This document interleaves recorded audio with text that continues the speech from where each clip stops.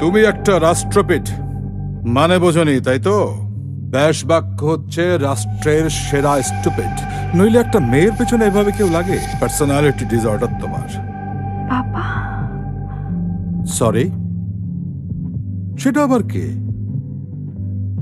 কেউ কি এখানে আছে? ইজ দেয়ার এনিবডি যে ওনার বাবা?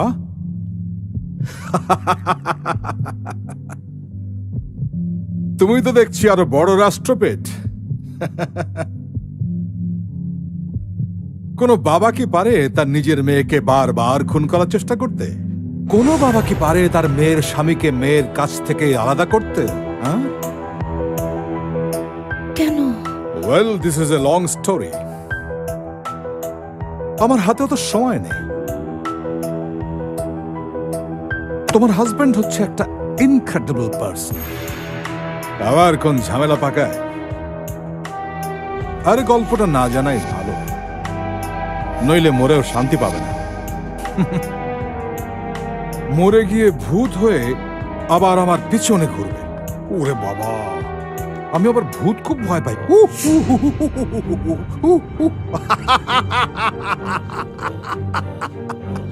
তবে একটু ছোট্ট করে বলি, তোমার বাবার মতো বোকা লোক আমি খুব কম দেখেছি। আমাকে গাধার মতো বিশ্বাস করত, চেকে সই দিত অঙ্ক না দেখেই। ভাবতেই পারিনি নিজের ভাই তাকে সর্বশান্ত করবে। যখন লোনের বোঝায় বাড়ি ফ্যাক্টরি সব নিলামে উঠেছে,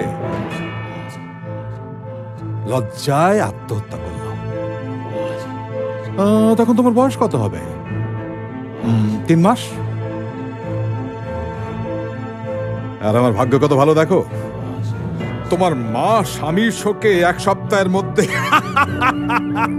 পর পারে। Then I became the king. কিন্তু তোমার প্রতি ভালোবাসাটা বিরক্তিকর। মরে গিয়ে আমাকে ফাঁসিয়ে দিয়ে গেছে। তোমার নামে বিশাল সম্পত্তি উইল করে গেছে। 21 বছর পার হলেই পাবে, তার আগে মৃত্যু হলে ট্রাস্ট পাবে।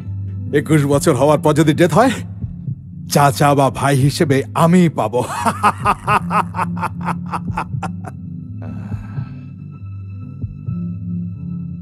বহু আগেই মরতে।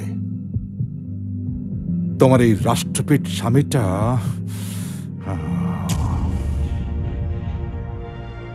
এনিওয়ে, আর কথা বাড়াবো না। তোমাদের মনে হয় পরপারে যাওয়ার তাড়া আছে। যাও, best of luck. Have a nice journey. And one last thing, my name is Farhad, not Imtiaz. Imtiaz তোমার বাবার নাম। He is dead. Kill them.